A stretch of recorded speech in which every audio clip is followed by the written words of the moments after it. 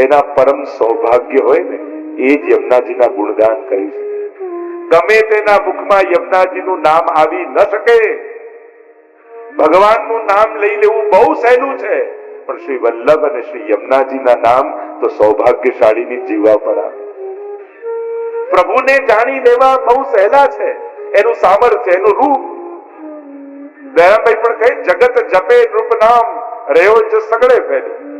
રાજાને બધા ઓળખતા, એનું સામર્થ્ય, એનું રૂપ, એના ગુણ આખી પ્રજા ઓળખતી હોય રાજાને. પણ પટરાણીનું નામ લહે રહે જે રંગ મહેલી. પણ પટરાણીને તો એ જ ઓળખતા હોય જે રંગ મહેલના જીવો હોય. એમ શ્રીનાથજીને બધા ઓળખે, પણ યમુનાજીને તો એ જ ઓળખી શકે જે નિત્ય લીલાના નિકુંજના જીવો. એટલે યમુનાજીનું નામ જલ્દી જીવવા પર આવે નહીં. ઠાકોરજીની ખૂબ ભક્તિ કરો અને એ જયારે પ્રસન્ન થાય ને તો તમને યમુનાજીના નામમાં પ્રીતિ કરાવે. આ તો ઠાકોરજીની કૃપાના ફળ રૂપે યમુનાજીના નામમાં પ્રીતિ થાય. તો જોઈ ગાવે સુજસ ભાગ્ય તિનકે. અને ભાગ્ય પણ બે પ્રકારનું હોય વૈષ્ણવનું. એક કર્મથી બનેલું અને બીજું કૃપાથી પ્રાપ્ત થયેલું. આ કોઈ કર્મ દુનિયામાં એવું નથી જે ભગવાનમાં પ્રેમ જગાડી શકે, જે ભગવત સેવા આપી શકે. કર્મના સિદ્ધાંતોને ખોલીને જોઈ લો, કયું એવું દુનિયાનું કર્મ છે કે જે તમને જેના ફળ રૂપે ઠાકોરજીની સેવા મળે, ઠાકોરજીના ગુણગાન કરવાનો અવસર મળે, તમારા હૃદયમાં ભક્તિ મળે, ભગવત પ્રેમ મળે. દુનિયામાં એવું કર્મના બે જ ફળ છે, એક સંસારનું સુખ, બીજું સ્વર્ગનું સુખ. પણ ભક્તિ અને સેવા મળે એ કોઈ કર્મના ફળ રૂપે નથી, એ તો કોઈની કૃપા થકી જ મળે. એટલે જોઈ ગાવે સુજસ ભાગ્ય તિનકે એમ કહ્યું. અને યહી જગ મેં સાર કહત વારંવાર. હરિરાયજી કહે, આજ જગમાં સાર રૂપે છે. સાર એને કહેવાય જે સાથે આવવાનું હોય, એ જ સાર. આપણા જીવનનો સાર શું? જીવનમાં ઘણું બધું કર્યું, ઘણું બધું મેળવ્યું, પણ ભક્તિની યાત્રા, એક ભક્તની યાત્રા શું છે? સફળતાથી સાર્થકતા સુધીની યાત્રા છે. જીવનમાં સફળ થયા પણ જીવન સાર્થક કર્યું. કારણ કે સફળતા એ સિદ્ધિથી સિદ્ધ થાય, સાર્થકતા જેના માટે જીવન મળ્યું એને સિદ્ધ કરી લેવાથી થાય. સાધારણ પશુ પંખી અને બીજા જીવોને માણસના જીવનમાં બડે ભાગ માનસ તન પાવા એમ કહીએ. આ માનવ જીવન દુર્લભ છે એમ કહીએ. કેમ? શું ફરક છે? સાધારણ પશુ પંખી અને માણસના દેહમાં જીવનમાં ફરક શું? જે માણસ કરે પશુ પંખીઓ પણ કરી શકે. ફરક શેનો? જો તમે અહીંયા બધા બેઠા છો એનું એક મુખ્ય કારણ શું? તમે માણસ છો એટલા માટે. ગાય પણ હોત તો અંદર કોઈ આવત, પોપટ હોત, મોર હોત તો કોઈ અંદર આવત. તમે તમે ઉત્તમ યોની જોઈ લો માણસ સિવાય. તમને કોઈ મંદિરમાં ઘૂસવા, તમને કોઈ કથામાં બેસવા, મને કઈ 33 કોટી દેવતાનો વાસ ગાયમાં છે, કથામાં આવત. માણસ અને પશુમાં ફરક શું છે? જીભ પશુ પાસે પણ છે, માણસ પાસે પણ છે. રામ પોપટ પણ બોલે છે, પણ રામ કોણ છે પોપટ જાણતો નથી. એટલા માટે પોપટના મુખમાંથી નીકળેલો રામ શબ્દ રામના કાન સુધી પહોંચતો નથી. પણ માણસની મહિમા એ છે, એ રામ બોલે ને તો રામ સાંભળે છે. અને એટલા માટે એની જીભ એને મુક્તિનું કારણ બની શકે છે. આંખ કોઈ પશુ પંખી પણ કદાચ ઉડતું ઉડતું મંદિરમાં જતું રહે ને ભગવાનને જોઈ લે, પણ એની પાસે એ આંખો નથી કે દર્શન કરીને મુક્તિ પામી જાય. માણસ પાસે એવી આંખો છે કે એટલા ભાવથી ભગવત દર્શન કરે કે જન્મ મરણના ચક્કરથી દર્શન માત્રથી છૂટી શકે.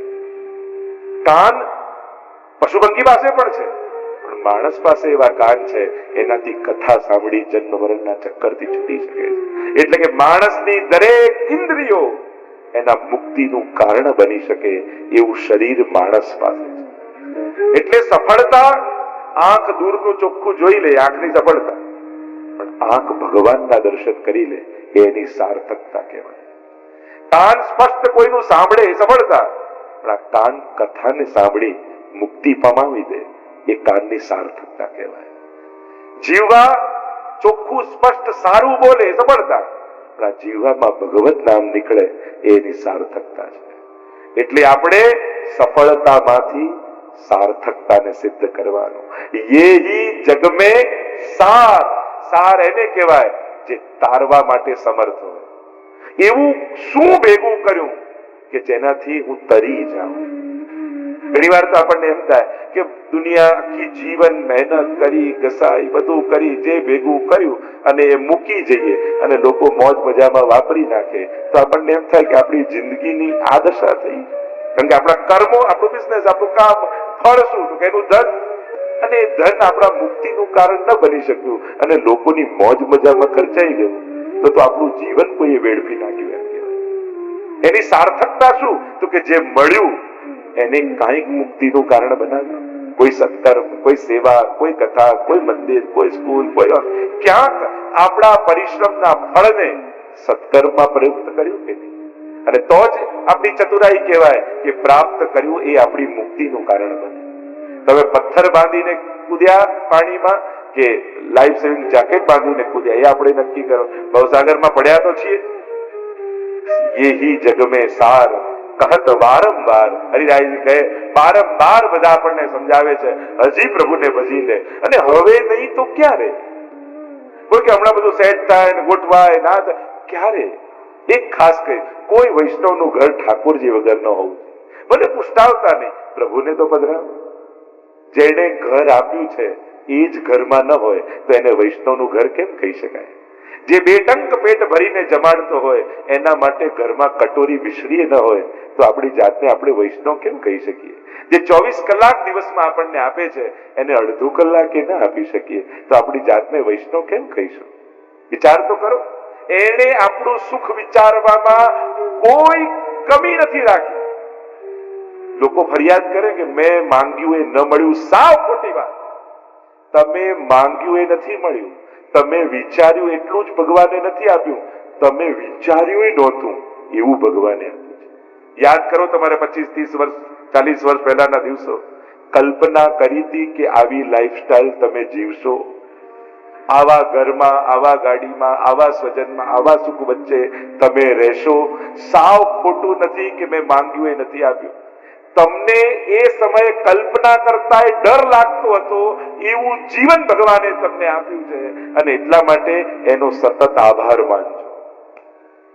માંગવાની ને ફરિયાદની વાત તો દૂર રહી, તમે કલ્પ્યું નહોતું જીવનની શરૂઆત સમયે એવું જીવન ભગવાને નથી આપ્યું. ચિંતન તો કરો. કયા મોડે આપણે ફરિયાદ કરી? ક્યાંક છેતરીએ છીએ આપણે આપણી જાતને. એનો આભાર માનો. કારણ એને આપ્યું ત્યારે જો આભાર નથી માન્યો તો લઈ લેશે તો કયા મોડે ફરિયાદ કરવા જઈશું? ચિંતન તો કરો. એક કટોરી મિશ્રી ધરી એને આભાર માનજો કે પ્રભુ થેન્ક યુ. હું શું આપને, મેં તો કાંઈ સેવા કરી નથી, મેં એવું કાંઈ સત્કાર. લોકો ચતુરાઈ આપણી કેવી હોય? દુઃખ આવે ત્યારે આપણી હોશિયારી જો, મેં તો કાંઈ ખરાબ કર્યું નથી પછી મને આવું દુઃખ કેમ? સુખ આવે ત્યારે ક્યારે ભગવાન, મેં તો કાંઈ સારું આવું કર્યું નથી, આટલું સુખ મને કેમ? ક્યારે આવું કરું સુખ થાય? નહીં તો જીવનને જુઓ તો આપણે કોઈ એવા પુણ્ય કર્યા છે કે આવું સુખ ભોગવીએ? ભોગવીએ છે. દુઃખ સમયે પ્રશ્નાર્થ લઈને ભગવાન પાસે જઈએ છે, સુખ સમયે તો અધિકાર માનીએ. આ તો આપણો રાઈટ છે સુખી થવું. એટલા માટે હું ઘણી વાર કથામાં કહેતો, ટીવી આપે એને 10 વાર થેન્ક યુ કહીએ, આંખ આપી એને ક્યારે થેન્ક યુ નથી કહેતા.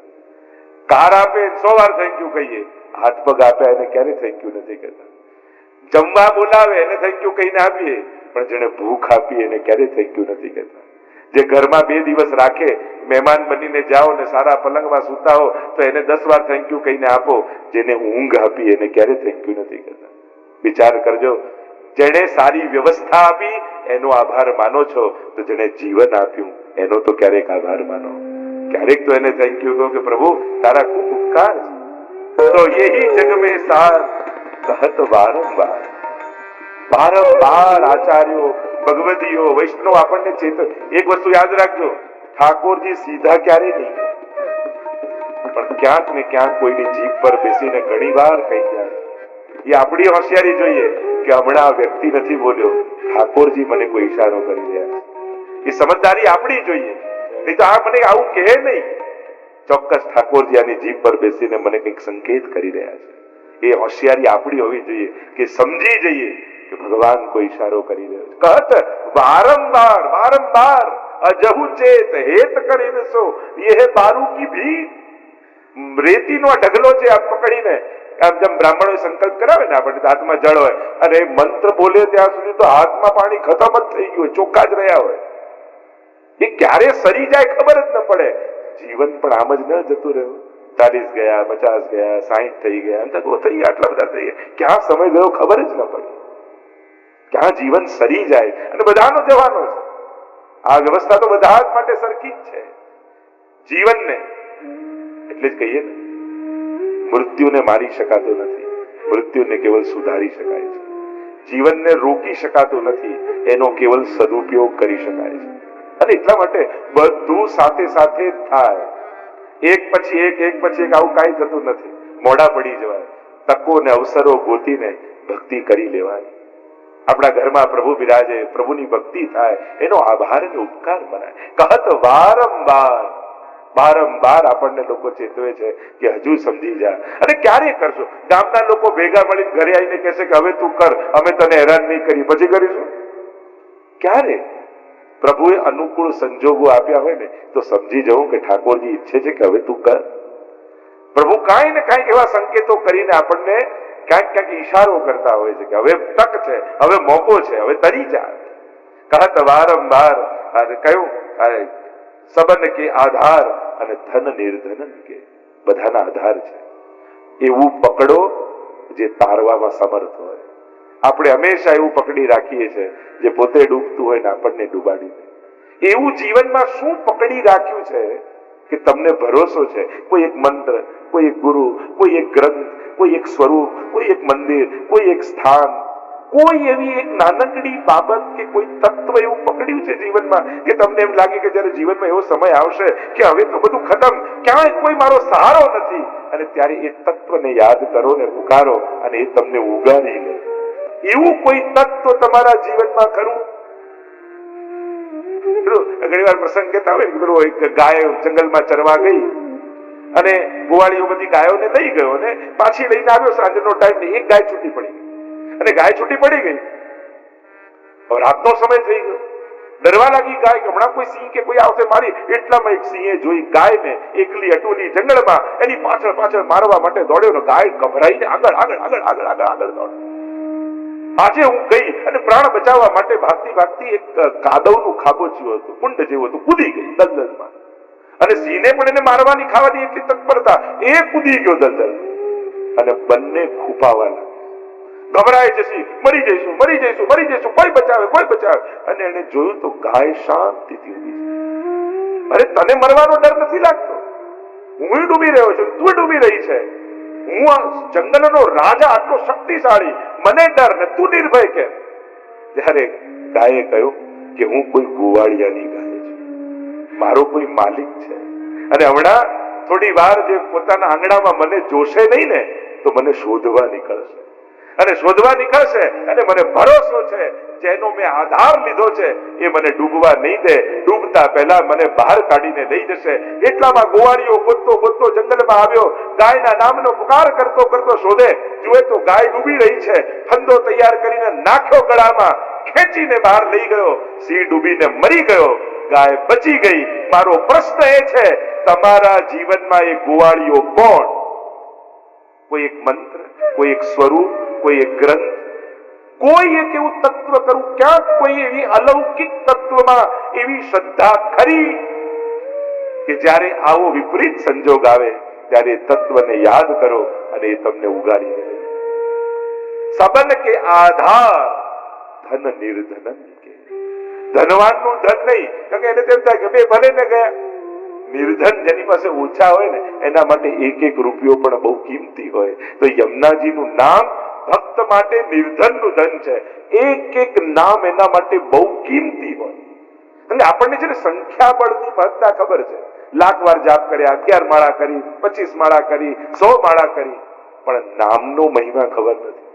કારણ કે નામનો મહિમા તો એવો છે કે એક વાર પ્રેમથી પુકારેલું નામ પણ 84 લાખ યોનિમાંથી મુક્ત કરી શકે છે. નામનો મહિમા એવો છે. આપણને સંખ્યાબળનો મહિમા ખબર છે કે 1,00,000 વાર જપ કરો તો આવી સિદ્ધિ થાય, 1000 વાર જપ કરો તો આ તો સંખ્યાબળ છે. સીધી સીધી વાત બધાને સમજાય. બધા વેપારીઓ, જો તમારે લાખ રૂપિયા ઉપાડવા હોય અને 10 લાખ ઉપાડવા હોય તો ચેકમાં કેટલી વાર સાઈન કરવી પડે?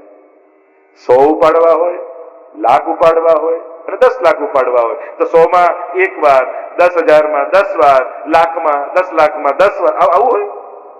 એક સાઈન કરો તો એનાથી લાખ ઉપડે, 10 લાખ એવું પડે ને 1000 એવું પડે. એમ એક વાર પ્રેમથી પુકારી લો તો 84 લાખ યોનિઓમાંથી મુક્ત થઈ જાય. તો પછી એમ કેમ કહો છો કે અહર્નિશ ભગવત નામ જપો, 24 કલાક જપો? તસ્માત સર્વાત્મના નિત્યમ શ્રી કૃષ્ણ ચરણમ મમ. એક વાર કાપ્યું હોય તો આખો દિવસ કેમ? તો કે એક વાર જે લીધું એ ભગવાન ક્યારે સાંભળે આપણને ક્યાંથી ખબર પડે? એ કયા નામને સાંભળે છે, કયા સમય સાંભળે છે એ આપણને ખબર નથી, એટલે આખો દિવસ જપવું. કારણ કે આપણે એ નથી જાણતા કે ક્યારે સાંભળી રહ્યો. તો નામ તો ધન નિર્ધનન કે નિર્ધન નું ધન એ શ્રી યમુનાજી નું નામ છે. તો લેત શ્રી યમને નામ દેત અભય પદદાન. ભગવાન ભય નથી આપતા. આપણા બધાની તકલીફ શું છે? ઘણા લોકો એમ કે હું ભગવાન સિવાય બીજા કશાથી ના ડરું. તો ભગવાનથી ડરવાની જરૂર નથી. ભય તો આપણા પાપનો રાખો, ભગવાનનો ભય નહીં રાખો. અભયમ સત્વ સંશુદ્ધિ. ગીતાજીમાં ભગવાન કે હું તો અભયતા આપું છું. એક ભગવાન એવો છે જેની પાસે જતા ક્યારે ડરતા નહીં, ભલે તમારા હાથે ગમે તેટલા પાપ થયા. કારણ કે પાપથી મુક્ત ભગવાન સિવાય બીજું કોઈ નહીં કરી શકે. લોકો ભલે એમ કે કરેલા કર્મો તો ભોગવવા જ પડે, એવું કાંઈ નથી. કરેલા કર્મોમાંથી ભગવાન મુક્ત કરાવી શકે છે. અહમ ત્વા સર્વ પાપેભ્યો મોક્ષયિષ્યામિ મા શુચ. ગીતાજીમાં તો ભગવાન કહે છે સર્વ ધર્માન પરિત્યજ્ય મામ એકમ શરણમ વ્રજ. તું મારા શરણમાં આવ, હું તને તારા બધા પાપોમાંથી મુક્ત કરી દઈશ. એટલે ગમે તેવા જીવનમાં પાપ થયા હોય, ગમે તેવી આદત હોય, વ્યસન હોય, ગમે તેવું જીવન હોય, પણ ભગવાન પાસે જવાની તક મળે તો પાપનો વિચાર કરીને અટકી ન જતા. પહોંચી જજો જેવા છો. અપી ચેત્સુ દુરાચારો ભજતે મામ અનન્ય ભાગ સાધુરેવ સમંતવ્યો સમ્યક વસિતો હિ સહ. ગીતાજીમાં તો ભગવાન કહે છે ગમે તેવું પાપી હોય પણ મને ભજવાનો સંકલ્પ કરે તો એને સાધુ જાણવો. હવે કોઈ ઓરડો 100 વર્ષથી બંધ હોય, અંધારું હોય, એમાં અજવાળું કરવા માટે કેટલા વર્ષ લાગે? અંધારું દૂર કરવા માટે કેટલા વર્ષ લાગે? 100 વર્ષથી બંધ છે. 25 વર્ષ, 50 વર્ષ, 20 વર્ષ, 5 વર્ષ, અરે ના, એક દિવાસળી પ્રગટાવો તો 100 વર્ષનું અંધારું જતું રહે. એમ એક વાર પ્રેમથી પુકારો તો અનંત જન્મોના પાપ સમાપ્ત થઈ જાય. આ સંખ્યા અને સામર્થ્ય એ તો આપણા બધાના લૌકિક ગણિત છે. પ્રભુને તો ક્ષણની વાર નથી લાગતી. તો નિલેત શ્રી યમને નામ દેત અભય પદદાન. કારણ કે ભય શેનો હોય? અમુક ભય, અને સૌથી મોટો ભય આપણે ત્યાં મૃત્યુનો કર્યો છે. દરેકને એ ડર તો હોય છે, મૃત્યુનો ડર. એમાં પણ શાંતિથી બેઠા હો ચેર પર, ધીમું ધીમું મ્યુઝિક વાગતું હોય, ડીમ લાઇટ હોય, પોપ થઈ જઈએ તો વાંધો નથી. પણ મૃત્યુ એ આપણી રીતે ના આવે. માણસને જીવવું પોતાની રીતે છે અને મરવું પોતાની રીતે છે. પણ નથી જીવન આપણી રીતે ચાલતું, ને મૃત્યુ આપણી રીતે થાય છે. અને ઉત્તમ મૃત્યુ મળવું ને એ તો પરમ સૌભાગ્યની વાત છે. બહુ અઘરું છે. આવવું જેમ કઠિન છે એના કરતા જવું બહુ કઠિન છે. આ લેત યમને નામ દેત અભય. અને જે યમુનાજીની ગોદમાં બેઠો છે એને યમનો ભય નથી. એક વાત લખી રાખજો, તમે બ્રહ્મ સંબંધ લીધું છે, ઠાકોરજીને પોતાના કહ્યા છે કે હે કૃષ્ણ હું તારો છું. અને જેણે પ્રભુને વચન આપ્યું છે ને કે હું તારો છું, ભગવાન એની ક્યારે પણ અધોગતિ થવા દેતો નથી. ક્યારે પણ તમને યમ લેવા નહીં આવે, તમને તો વ્રજભક્તો લેવા માટે આવશે, નિત્ય લીલા માટે. આ વૈષ્ણવની ગતિ છે. મેં ગઈકાલે જ કહ્યું ને, વ્યક્તિ બનીને જન્મીશું, વૈષ્ણવ બનીને જીવીશું અને વ્રજભક્ત બનીને જઈશું.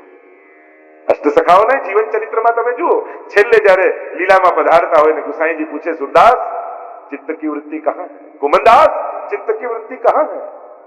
राधे बैठी तिलक सवार, खंजन नैन रूप रस माते, कैसी युगल स्वरूपों की लीला में भक्तों का चित्त है अंत समय.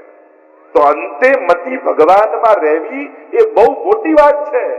અરે હવેલીમાં ઠાકોરજીની સામે બેઠા હોઈએ તોય મન ભગવાનમાં નથી હોતું. તો અંત સમયમાં હોસ્પિટલના ખાટલામાં ઓક્સિજનનો બાટલો ચડતો હોય, આજુબાજુ નર્સ અને ડોક્ટર ઊભા હોય, કેટલાય બાટલાના સોઈઓ ભોંકાયેલી હોય, એવા સમયે તમને ભરોસો ખરો કે તમારું મન ઠાકોરજીમાં હશે? વિચાર કરો. એમ થાય છેલ્લે ભગવાનનું નામ લઈ લઈશું, આપણે ક્યાં ચિંતા છે? એમ છેલ્લી ઘડીએ ભગવાન જીવવા પર આવો સહેલો નથી. એ ઉત્તમ મૃત્યુનું જ પ્રમાણ નથી, એ ઉત્તમ જીવનનું જ પ્રમાણ છે. પણ હા, પ્રભુને વિનંતી કરી છે, જીવવા ચાલશે ને મારા વશમાં હશે ત્યાં સુધી તારું નામ લઈશ, પણ અંત સમયે જ્યારે જીવવા ઉપર મારો વશ નહીં રહે એ સમયે હે ઠાકોરજી તું આવીને બેસી જજે. જ્યાં સુધી આંખો મારા વશમાં છે હું તને જોઈશ, પણ જ્યારે મારા વશમાં નહીં હોય ત્યારે તું મારા આંખોની સામે આવીને ઉભો રહી જજે. કર્ણ મારા વશમાં છે ત્યાં સુધી તારી કથા સાંભળીશ, તારા